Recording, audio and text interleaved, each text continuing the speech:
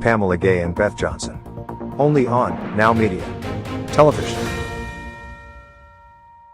COVID-19 transformed the way we do business. Now more than ever, fast lead generation and customer retention will determine if a business survives or not. The NowMedia Video Business Card is designed to be sent using your smartphone. It's the next generation business card that will open the door for you while keeping social distancing. The NowMedia Video Business Card is affordable for anyone from startups to multinational companies and is already being used by hundreds of businesses. Stay open, stay in business. Call us today.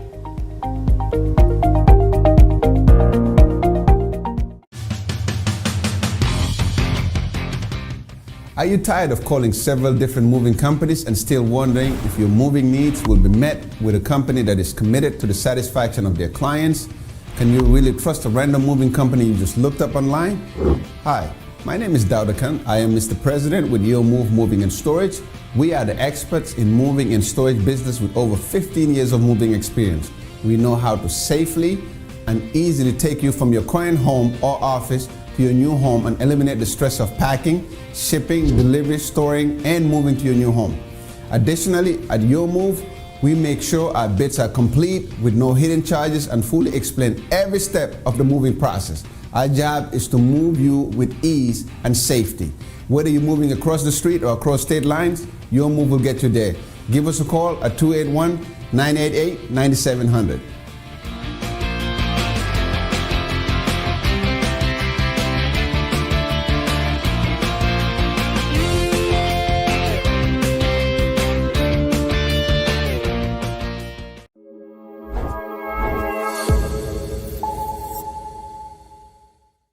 Do you know people will treat you based on your looks?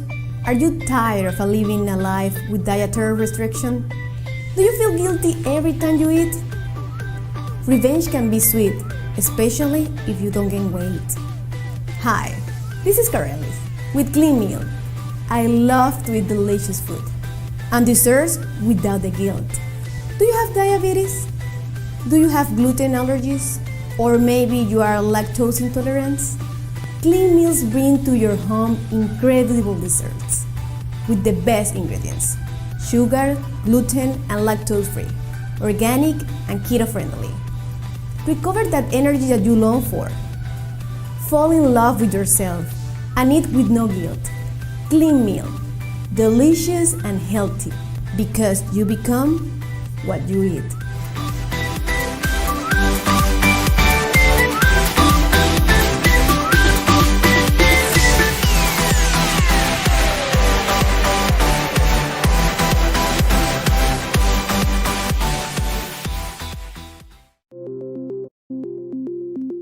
Hello, I'm Pamela O'Brien, owner and principal designer at Pamela Hope Designs. We're an award-winning full-service interior design firm located in Houston, Texas, with clients nationwide. We specialize in medium-high to high-end residential and commercial design projects that inspire confidence in you. When asked about our design style, we believe our style is your style at its best, while respecting your budget, your preferences, and your lifestyle. Our talented team of designers, artisans, and craftsmen collaborates with you to create positive design experiences with exquisite results. Unveiling exceptional designs is a privilege, and we want to make it a pleasure for all involved. From updating your existing home or office for a fresh new look to creating a custom project from the ground up, everything we do is designed for you.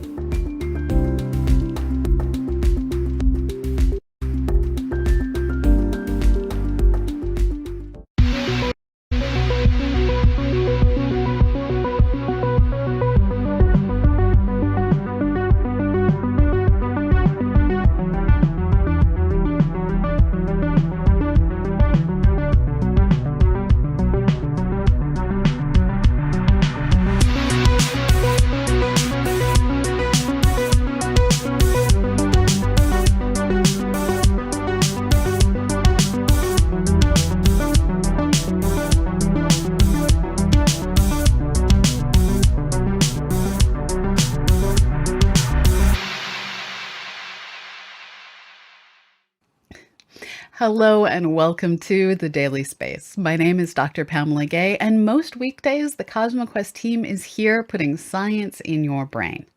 Today, however, is for rocket roundups. Let's get to it, shall we? April 29th was a super busy day for spaceflight fans, with 3 launches occurring in just over 100 minutes. That's 3 launches in less than 2 hours. First up, at 0150 UTC, Arianespace's Vega rocket lifted off from a pad in Kourou, French Guiana for VV-18. Let's watch that launch. À tous de DDO, attention pour les décomptes finales. 10, 9, 8, 7, 6, 5, 4, 3, 2, unité, top.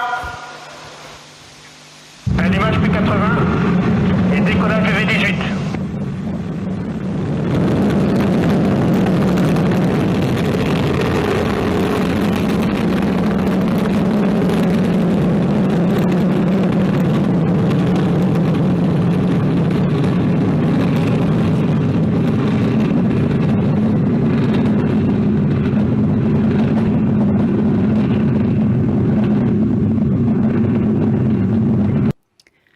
This was Vega's return to flight mission after the failures of flights 15 and 17.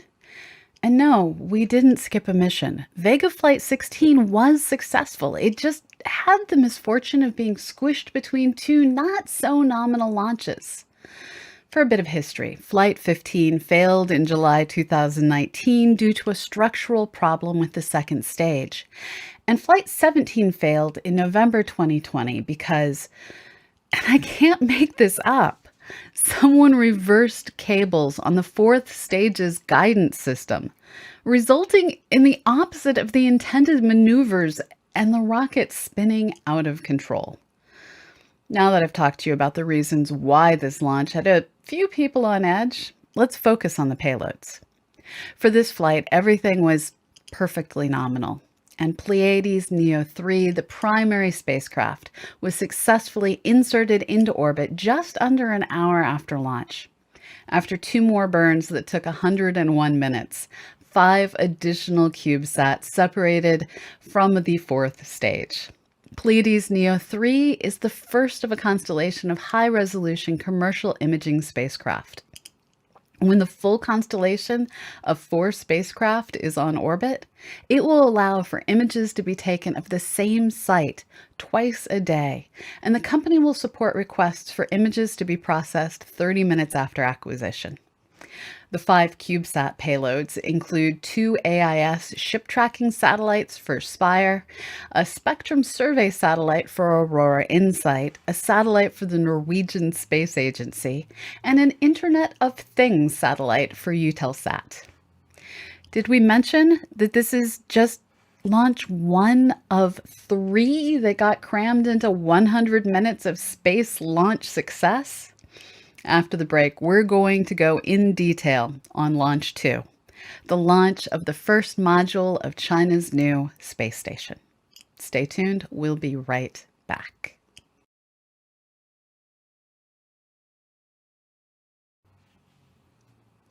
The next launch in the triple header was a big deal. On March 29th at 0323 UTC, China launched a Long March 5B carrying the core module for the China space station from the Wenchang Satellite Launch Center on China's Hainan Island. This high-profile launch was broadcast live in real time online by China Central Television, the state television network. Before we get into all the details, let's watch the launch.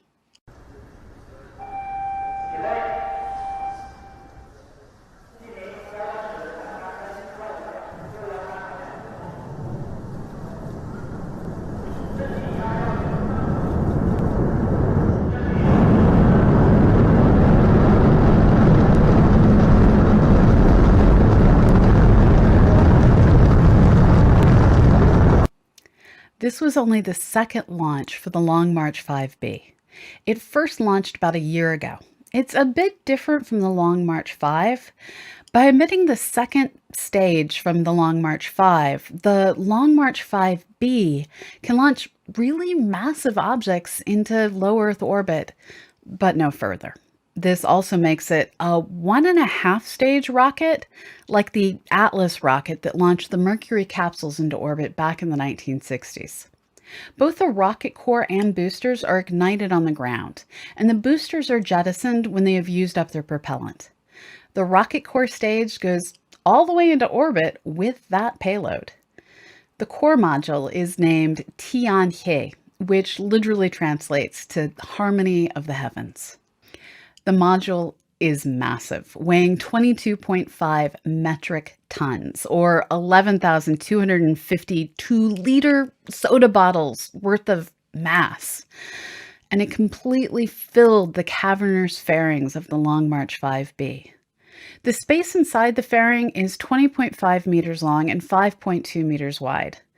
Our team thinks you can fit 4 school buses inside. Tianhe itself looks externally like a mere core module with International Space Station style solar panels on the side. China's entire space program is heavily influenced by Russia's space program. The Chinese crewed spacecraft is essentially an adaptation of the Soyuz, and their previous space stations were similar to the Soviet-era Salyut stations. On the inside, the station is laid out reminiscent of the International Space Station modules, with a clearly defined bottom and top, and lockers on the sides. To be fair, there are only so many ways to build a space station, so they do all kind of end up looking the same.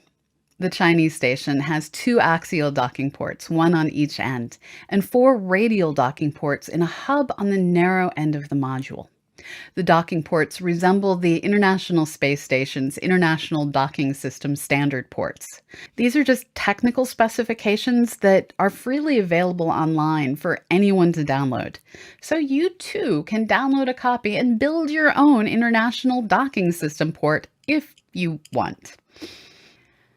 Shenzhou, the Chinese crewed spacecraft, have docked to ports like this one on previous Chinese space stations, the Tiangong 1 and 2. There is also an airlock for spacewalks in the core module. China has an ambitious schedule of future crew resupply and additional module launches for the next 18 months to fully outfit the station and populate it. The first of these is the Tianzhou 2 resupply spacecraft in May, followed by the crewed Shenzhou 12 mission later in June. 2 other laboratory cabin modules named Wen-Ti and Mong-Ti-An will be launched on future Long March 5B in 2022. We'll have reports for these launches after they occur. One more note on this launch. According to Chinese sources, the core stage was supposed to conduct a deorbit burn to hasten its return to Earth. This would have been accomplished by venting excess propellants at just the right time and direction to slow down its orbit. As the core stage was still being tracked in its insertion orbit many hours after launch, the deorbit burn apparently did not happen. The core stage will have an uncontrolled re-entry somewhere between 41 degrees north and 41 degrees south latitude, based on the inclination of the orbit. And this will occur sometime in the next few days or weeks. This will be a major event when it occurs. The Long March 5B core stage missed re-entering over New York City by about 2 minutes of predicted re-entry time. That core stage ended up re-entering over the Pacific Ocean just off the Ivory Coast and showering a village with debris. As of May 4th, this latest core stage was expected to re-enter on May 9th around 0437 UTC, give or take about a day. So basically anywhere on Earth sometime next week. After the break, we will be back with the third of this trio of launches and an additional mission. Stay tuned.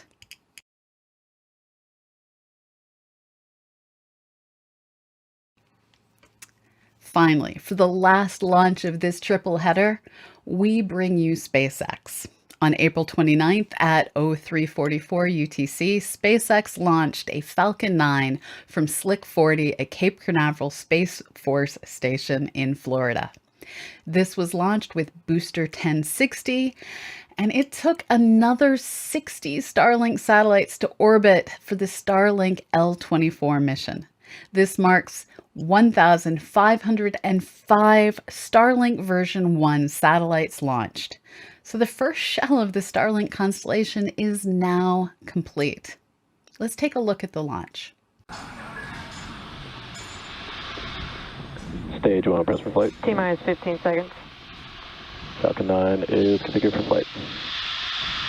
10, 9, 8, 7, 6, 5, 4, 3, 2, 1, 0. Ignition and liftoff. Godspeed, Apollo 11 Michael Collins.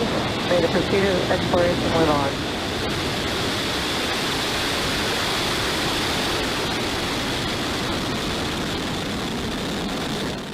Vehicles pitching downrange. Stage 1, propulsion is nominal. For those of you keeping score at home, this was the 7th mission for this particular booster, and both of the fairings were reused.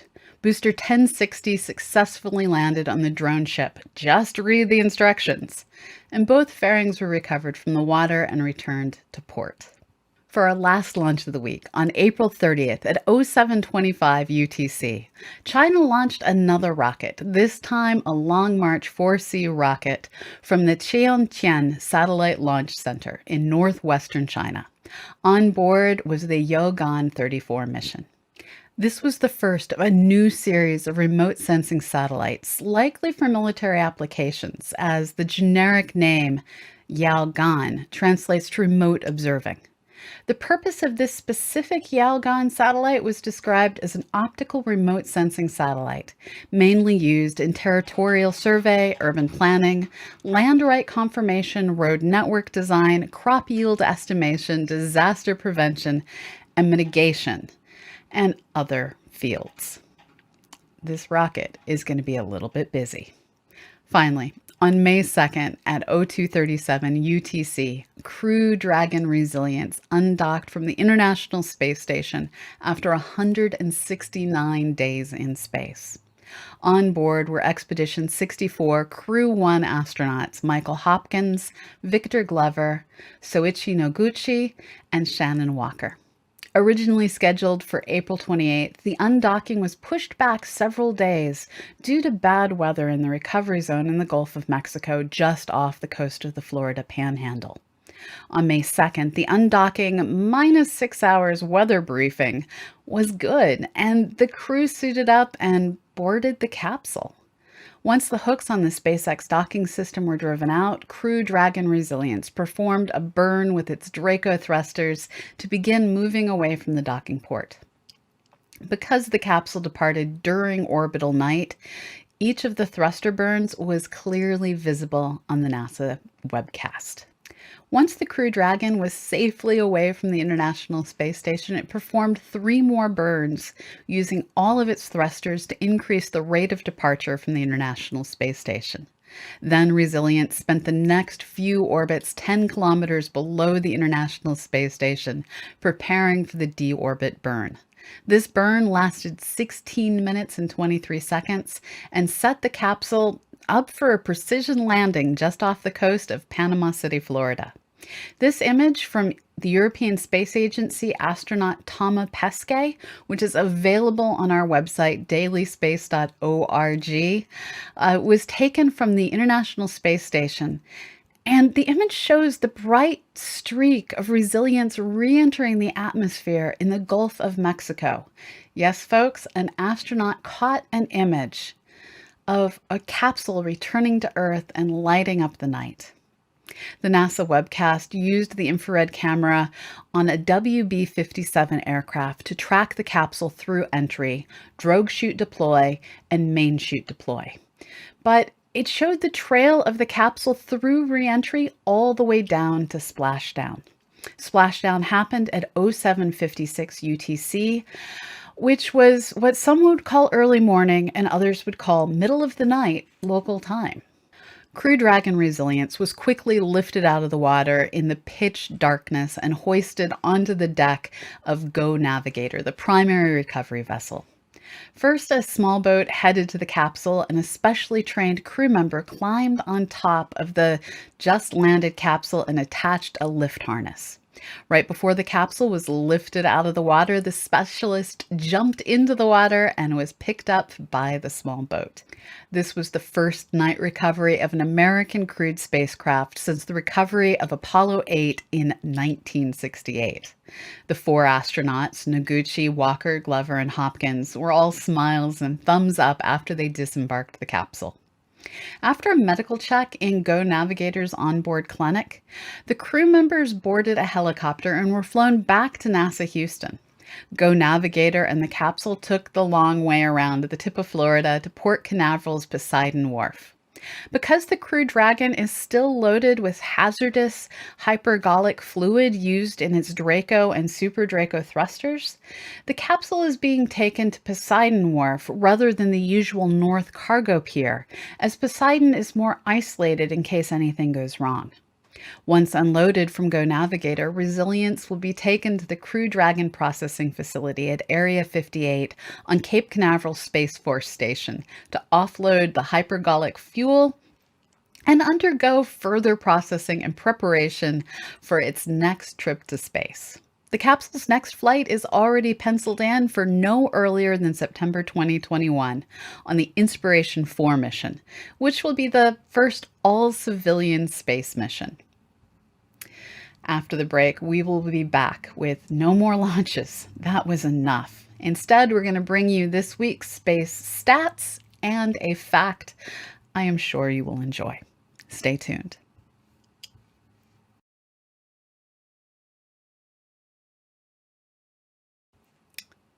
To wrap things up, here's a running tally of a few spaceflight statistics for the current year. The number of space toilets remains steady, as the addition of the Chinese space station's toilet was offset when Crew 1 returned to Earth. Toilets currently in space, 6. 3 installed on the International Space Station, 1 on Crew Dragon, 1 on Soyuz, and 1 on Tianhe. Total 2021 orbital launch attempts, 38, including 1 failure. Total satellites from launches, 924. We keep track of orbital launches by where they launched from, also known as spaceport. Here's that breakdown. USA 14, China 10, Kazakhstan 4, Russia 3, New Zealand 2, French Guiana 1, India 1. Your random space fact for this week is that NASA engineer Judith Love Cohen worked on an engineering problem for one of the Apollo missions while she was in labor with her son, actor Jack Black. That's it. That's all we've got for today. This has been The Daily Space.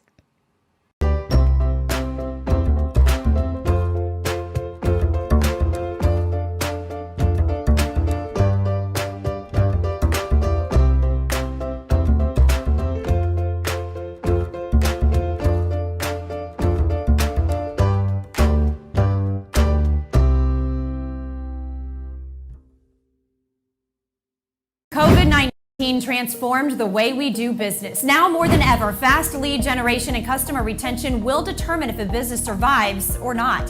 The NowMedia video business card is designed to be sent using your smartphone. It's the next generation business card that will open the door for you while keeping social distancing. The NowMedia video business card is affordable for anyone from startups to multinational companies and is already being used by hundreds of businesses. Stay open, stay in business. Call us today.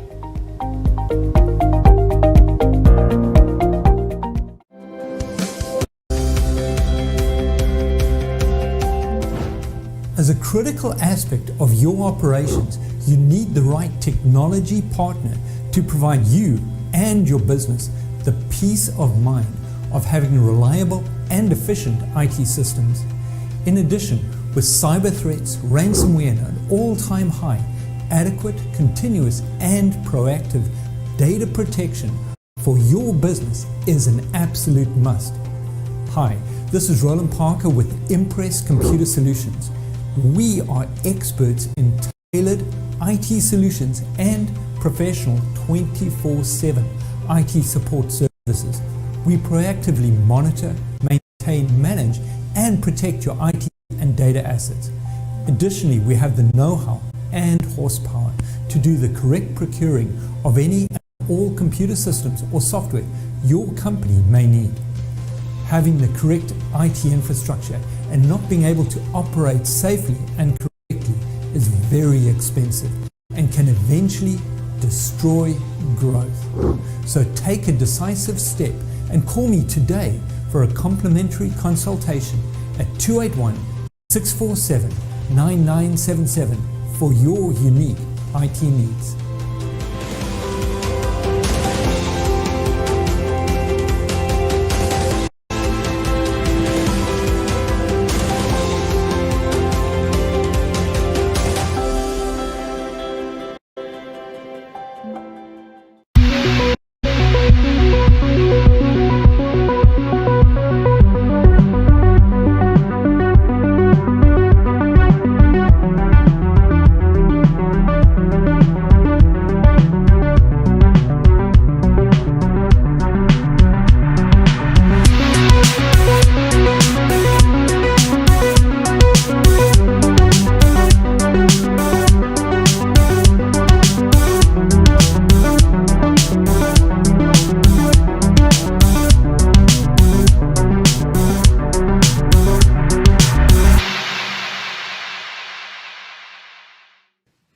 Hello and welcome to The Daily Space. I'm your host, Dr. Pamela Gay. And I am your host, Beth Johnson. And we are here to put science in your brain. Sometimes science is just pretty. Researcher Christopher Dupree and his students have acquired new high-resolution images of the W49A star-forming region using the Very Large Array. Combined with data from the IRAM Northern Extended Millimeter Array, they were able to spy new details.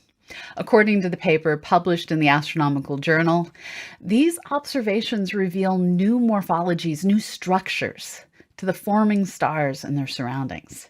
This includes a bipolar structure associated with one of the stars, and the revelation that one of the sources can be resolved into 3 different glowing points in the higher resolution images.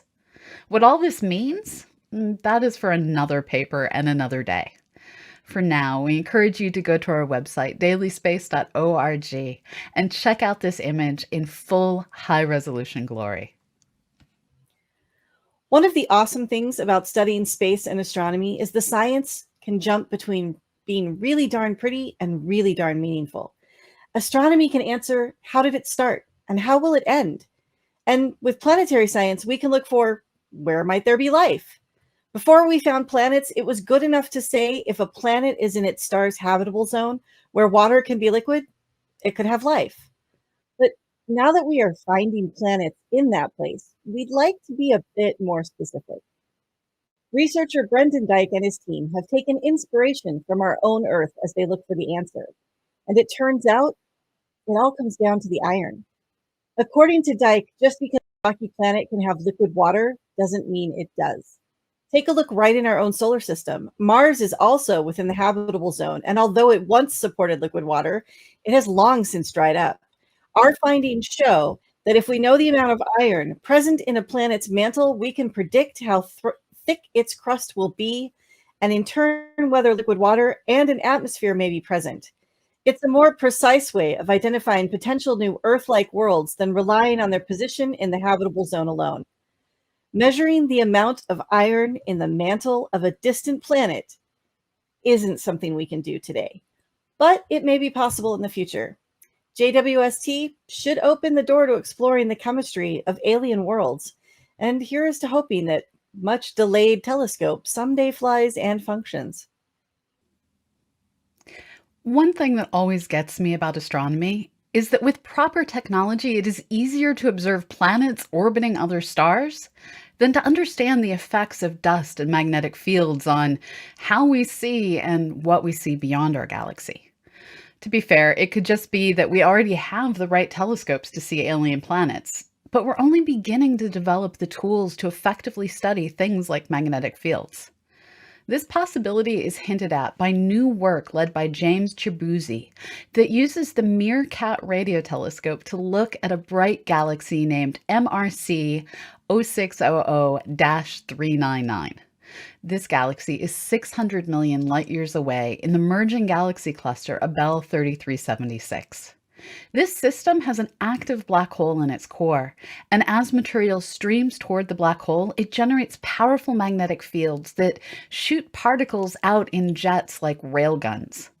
Radio telescopes, like the relatively new Meerkat Observatory in South Africa, can see these jets. And new observations, they reveal the jet mashing into the boundary between this galaxy's subcluster and the greater galaxy cluster beyond. Simulations by co-author Huuji Sakimi reveal that what they are seeing is in good agreement with models of interacting magnetic fields at the boundary of the subcluster and cluster.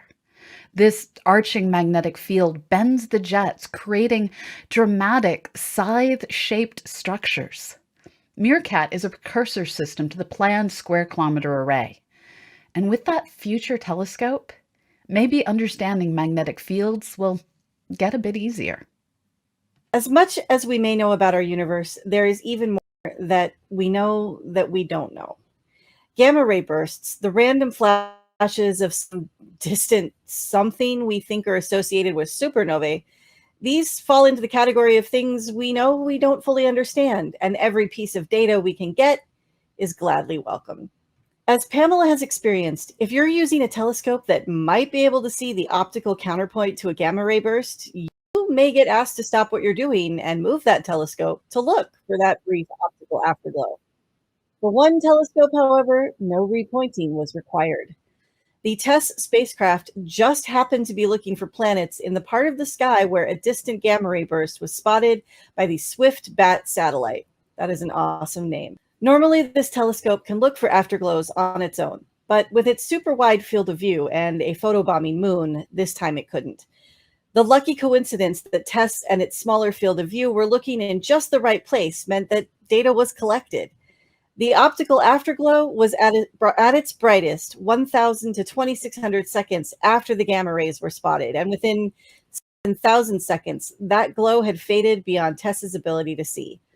We don't yet know what new science may have been learned, but this is such a cool coincidence we had to share.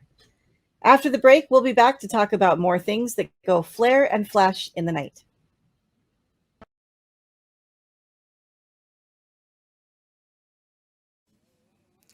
Telescopes like Swift and TESS do their jobs by systematically surveying the sky over and over and over, looking for things that change. Their repeating series of images means we can easily see when something flickers or flares in the night, and we can go back and see what was there prior to the flash. TESS and Swift are just two of myriad survey scopes out there looking through large sections of the sky each night or each orbit as astronomers look for supernovae, asteroids, and other rare events like microlensed starlight. Anytime you notice a lot of comets with similar names, like Neowise, Atlas, or Pan-STARRS, what you're hearing are the names of survey scopes that happen to find new comets at a regular cadence. The Pan-STARRS telescope on Haleakala in Hawaii is used by a number of different surveys, including the Young Supernova Experiment that works to catch the first light of relatively nearby exploding stars. In 2019, it spotted one such explosion in spiral galaxy NGC 4666. This galaxy is a regular target for both professional and amateur astronomers, and it turned out that not only was there survey data on this object, but for unrelated reasons, the Hubble Space Telescope had observed the location of this supernovae, named 2019 YVR, just 2.5 years prior to its explosion. These images provided astronomers the rare chance to study exactly how a star looks prior to its explosion. In this case, the star they observed was a yellow star that should not have produced this kind of a supernovae, which is perplexing. Basically, supernova 2019 YVR was observed to be a perfectly normal hydrogen-free supernova. The Hubble images, taken, like I said, just 2.5 years before the star's explosion, they show a yellow star, which means the star had hydrogen in its outer layer. So where did the hydrogen go? This work appears in monthly notices of the Royal Astronomical Society and is led by Charles Kilpatrick, who explains, if a star explodes without hydrogen, it should be extremely blue, really, really hot. It's almost impossible for a star to be this cool without having hydrogen in its outer layer. We looked at every single stellar model that could explain a star like this, and every single model requires that the star had hydrogen, which, from its supernova, we know it did not. It stretches what's physically possible. So again, we ask, where did the hydrogen go? According to the press release, several months after the explosion, Kilpatrick and his team discovered that the material ejected in the star's final explosion seemed to collide with a large mass of hydrogen. This led the team to hypothesize that the progenitor star might have expelled the hydrogen within a few years before its death. Kilpatrick goes on to explain, astronomers have suspected that stars undergo violent eruptions or death throes in the years before we see supernovae. This star's discovery provides some of the most direct evidence ever found that stars experience catastrophic eruptions, which cause them to lose mass before an explosion. One additional possible explanation also exists. It could be there is an invisible hydrogen-thieving companion star involved, a star that stole the hydrogen in the couple of years before the supernova and after the Hubble image. Maybe. We don't know for sure. But as astronomers like Kilpatrick watch the supernova evolve, we may be able to figure it out in the next few years. When we know more, we'll bring it to you right here on the Daily Space. After the break, we'll be back, and Beth will discuss one of my favorite topics, volcanoes.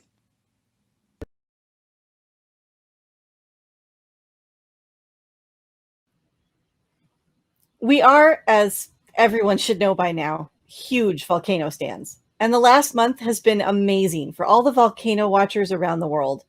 We have had our fill of lava pouring out of a cinder cone and fissures in Iceland, as well as some scarier explosive eruptions at La Soufriere in the Caribbean. But we're not the only ones keeping an eye on volcanoes these days. And no, I'm not talking about all the webcams around the world. I'm talking about the Volcanic Cloud Analysis Toolkit, or VolCat. VolCat is a complex set of software that scientists use to process data from remote sensing satellites in near real time. And with that software, they can detect and track the volcanic ash clouds that rise up into the atmosphere. For the most part, this analysis lends itself to mitigating ash-related hazards for aircraft, since the ash particles will destroy engines, so planes need to be redirected around these ash clouds. The VolCat software was the brainchild of NOAA scientist Mike Pavlois, who has spent his career watching clouds, and he realized about 15 years ago that analysts could not integrate all of the data coming in. And now his project uses 5 low Earth orbit satellites and 4 geostationary satellites to track more than 1,500 volcanoes around the world. The satellites have amazing sensors that help identify the radiation signatures specific to ash, separate from regular water-rich clouds. But it's not always that easy to differentiate the two types of cloud. As Pavlois explains, they're a mixture of volcanic ice, ash, liquid water, and volcanic gases. When there is no clear distinction between ash cloud and water cloud, VolCat tracks the cooling speed of the clouds instead. A volcanic eruption, and this should not come as a surprise to anyone, is very hot. And the ash clouds are also hot, and they get injected by the eruption into the cold upper levels of the atmosphere. And those clouds then cool rapidly compared to, say, thunderstorm clouds. That's where the geostationary satellites come in, as they can stay focused on a single swath of our planet and track the changes over time, observing volcanoes in their surveillance region every 15 minutes or so. In fact, they can take these images even more often, and La Soufriere was being imaged every minute during the height of its recent eruption. Of course, Volcat is only one piece of the volcano observing puzzle. We still need human experts to filter through the alerts from the system and check for any false notifications. It turns out that it's hard for even an automated system to process more than a terabyte of data per day. Volcat, however, makes it much easier for scientists to focus on where the ash clouds might be, and this means those 1-minute images become alerts in less than 2 minutes. Pavlanois sums up the advancement. We are in a golden era because it was only less than 10 years ago that we were happy to get an image every 15 minutes. We imaged Soufriere St. Vincent's clouds when they were on their way up, and that type of capability is really important. It's amazing how quickly technology can improve. After the break, we'll be back with this week's What's Up.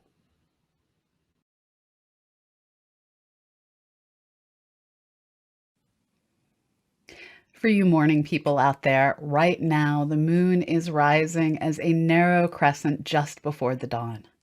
Every day until May 11, it will appear to rise a little closer to sunrise, and it will appear ever so much thinner. This means now is your chance to really enjoy looking at faint things like the band of the Milky Way as it stretches across the sky. For those of you celebrating Ramadan, this tiny sliver of moon means Ramadan is almost over. Next Tuesday at 3:01 p.m. Eastern Time, the moon will be located on the same plane as the sun and the earth, and we will be unable to see it in the sky. As it orbits, it will slowly begin to be illuminated on its other edge as seen from the earth. And once the illuminated edge is seen, Ramadan will end. This means observatories across the Muslim world will be watching closely for that hours-old moon to be visible. For people of all cultures, the race to see just how young a moon can be spotted to the west of the sun, well, it's an astronomical challenge worth accepting.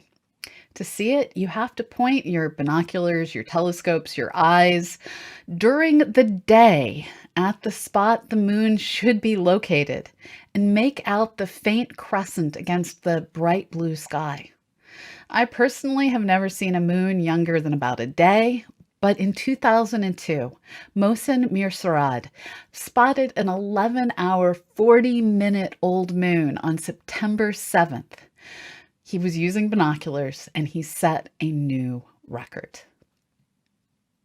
Observing the moon is something we do for many reasons. It's there and it's pretty, and these are perfectly sound reasons, and they are the reasons why I like trying to, photograph the moon against the horizon. The moon is also scientifically interesting as it formed, we think, through the collision of the Earth and another object we call Theia. The thud created a dense Earth, and the splash created the lower density moon. To better understand exactly what happened, we really want to explore all the different kinds of minerals the moon has. And because asteroids have hit the moon many times, we know some of the minerals from its interior have been tossed onto its surface. Ideally, we want to get our hands on these free samples from deep in the moon, and we want the freshest samples we can get.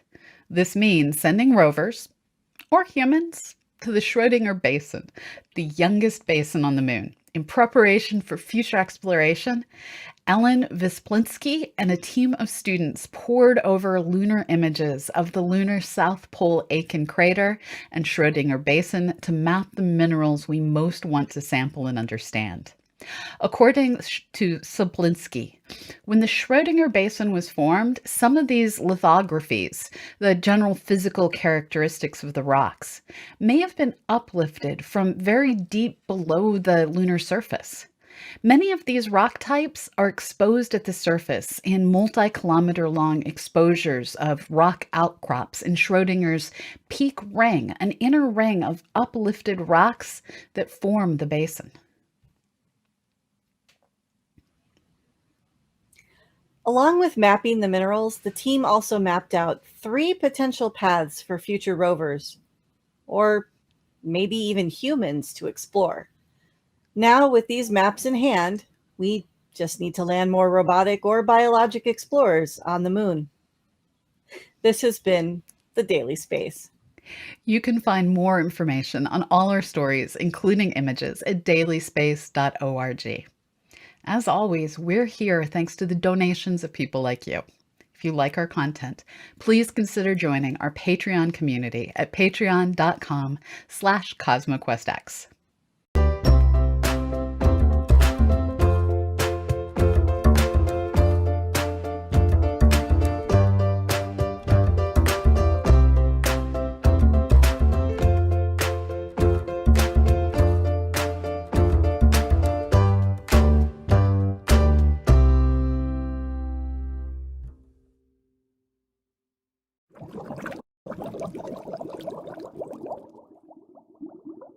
Having a spotless house is critical for your quality of living.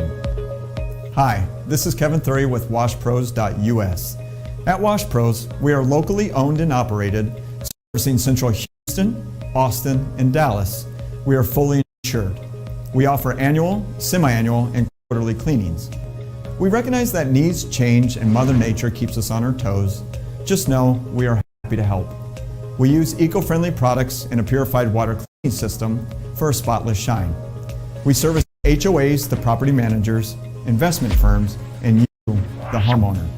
If you're putting your house on the market or have an annual maintenance cleaning schedule, or you are interested in holiday lighting, we are your one-stop shop for all of your exterior cleaning and holiday lighting needs. Call me today for your free on-site quote and let WashPros.us be your clean escape.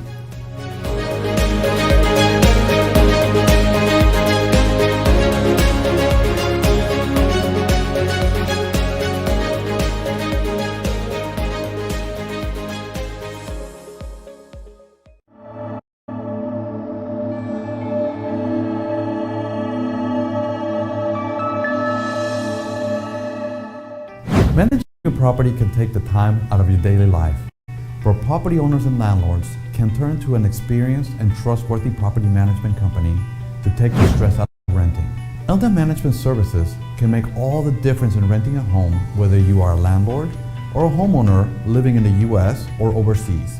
We can monitor the status of the rental property, and we can take care of any maintenance requests you may have. From accounting to tenant screening and maintenance services, we take care of it without you worrying about it. That's why individuals all over the world that are looking to invest in real estate in the Houston and the surrounding areas turn to us, because we are reliable, we're trustworthy, and we offer the highest level of services for your home. And if you're thinking of buying, selling, or leasing a property, Elda Management Services can help you find that next great investment in the Houston and the surrounding areas by seeking properties and on and off the MLS. Elda Management Services has been awarded the Award of Excellence by the BBB 6 years in a row, including 2 Pinnacle Awards, which is the highest award given. Additionally, having been a part of NARPM for well over 12 years, including the presidency of the Houston chapter in 2018. Call Elda Management Services today at 281-894-8659 and let us take on the task of managing your properties with the highest level of standards.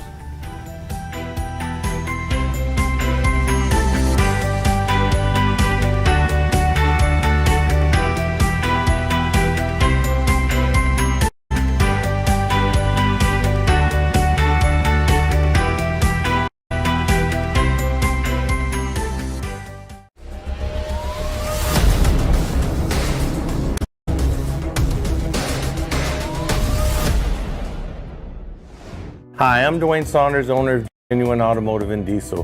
When your car needs repair, trust our skilled technicians at Genuine Automotive and Diesel to get you safely back on the road. It is our mission not only to fix your vehicle, but help provide honest expert advice so you can make the most informed decision about your automotive repair. Whenever you need routine maintenance, electrical service, and alignment, or transmission work, we're here for you. Our technicians bring years of experience and extensive training to give you the highest quality care and service.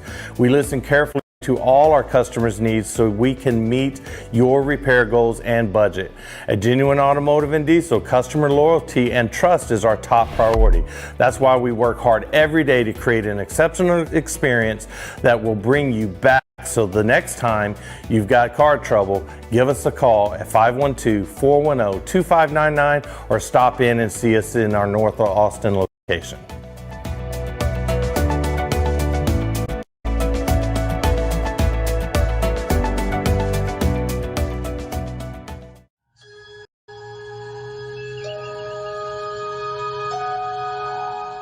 I'm here to take you to a new frontier, the final frontier. In fact, you and I are going where no one has gone before. I'm Glenn Henderson, entrepreneur, success coach, and musician, and I want to personally invite you to take this journey with me in the pages of my best-selling new book, All I Need to Know About Success I Learned from Star Trek. We'll travel aboard the USS Enterprise along with Captain James T. Kirk, Spock, and the finest crew in Starfleet. And we'll learn together about success principles like how to work with a team and accomplish your goals, when to fight for what you believe, and when not to, and what your business really is, no matter what you do for a living. Beam aboard with me. My mission is your success. And I'll see you on the bridge. Live long and prosper.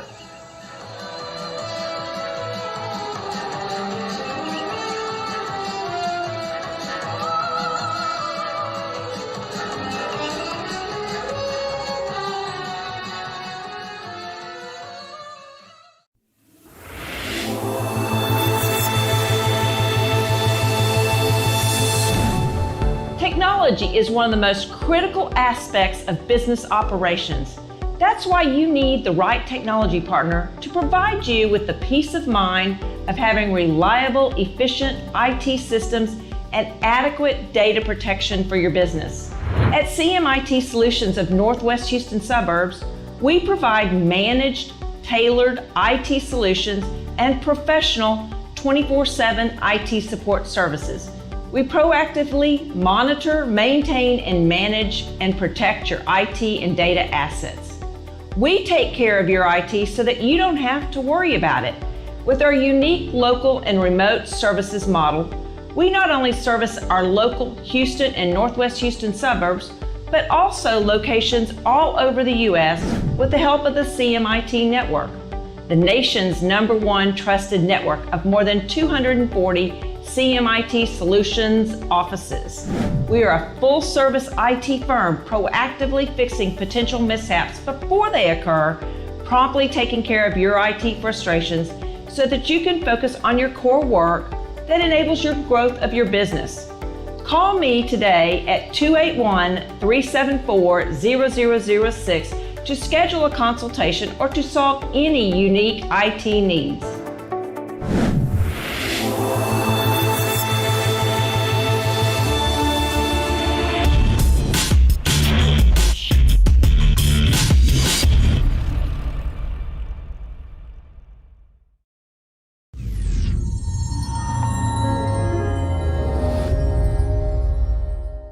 Hola, soy Rachel Rico, Account Manager de Collaborative Services, los expertos en todas sus necesidades eléctricas para su residencia o su negocio.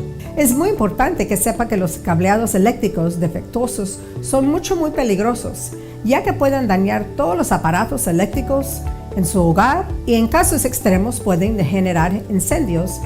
Todo esto mientras su familia o sus empleados estén ahí. En Collaborative Services, nuestra empresa tiene únicamente contratistas eléctricos, licenciados, certificados y asegurados para manejar todas sus reparaciones eléctricas, ya sean comerciales o residenciales. Contamos con la experiencia, el conocimiento necesario en la instalación y mantenimiento de generadores y respaldo eléctricos para su hogar o empresa, además de contar con opciones de financiamiento. Toma un paso decisivo, llámame directamente a mí para una consulta sin compromiso y permite que Collaborative Services asegure que nunca más se queda sin electricidad.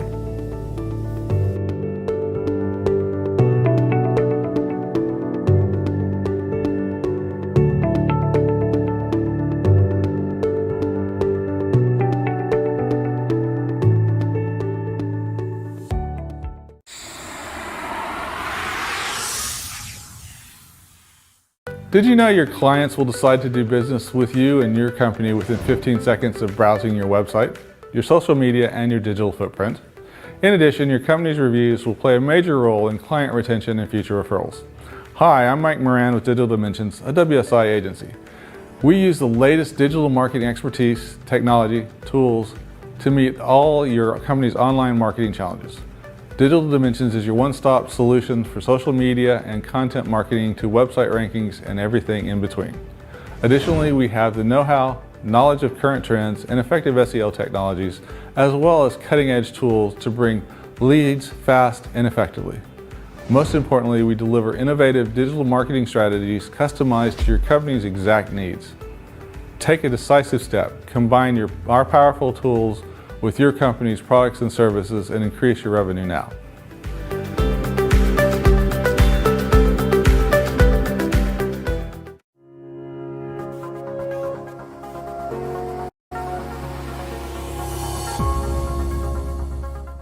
You've probably seen a lot about CBD on TV, in ads, emails, and even popping up around your towns. But do you ever wonder if it really helps, or is it just hype? I'm here to tell you that it works. And I'm standing here today because of this medicinal plant. I've helped thousands of Americans just like you by getting their health back and feeling great. I'm Marlise, founder of Indie Hemp Company. I'm a certified medical cannabis advisor, and I guide users and practitioners all over the country on how and why CBD works. We're designed to give you the private, personal guidance you need to see the results so many people have been raving about. Because CBD isn't a one-dose-fits-all. Proper use and product recommendations are keys to success. And we only use the very best USDA certified organic products grown right here in the United States. So maybe it's better sleep, less stress, that pesky back pain or inflammation. Maybe it's focus, memory, or you're looking to find something natural where traditional medicine isn't helping. It's safe for all ages, pets, and yes, it's legal in every state. Start living your best life today with the benefits of a pure product and the advisement of an expert. Contact us today.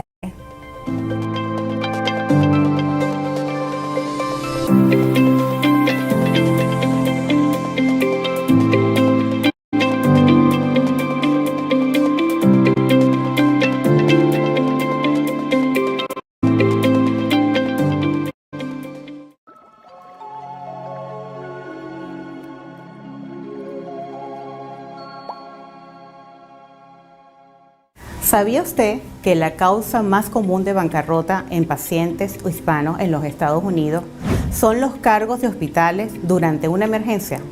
Con Insurance Solution Agency, nuestra misión es ayudar a los individuos o propietarios de pequeñas empresas y familias a conseguir el seguro de salud adecuado para ahorrar dinero y sobre todo proteger lo que más importa. Es imprescindible que su seguro de salud cuente con una cobertura médica correcta para las necesidades presentes y futuras de usted y su familia. En Insurance Solution Agency simplificamos el proceso de adquisición de seguro médico y nos aseguramos que tengas todas las respuestas a sus preguntas sobre políticas, coberturas y precios. El mejor paciente es el paciente bien informado. Además ofrecemos soluciones. No importa su estatus migratorio o condiciones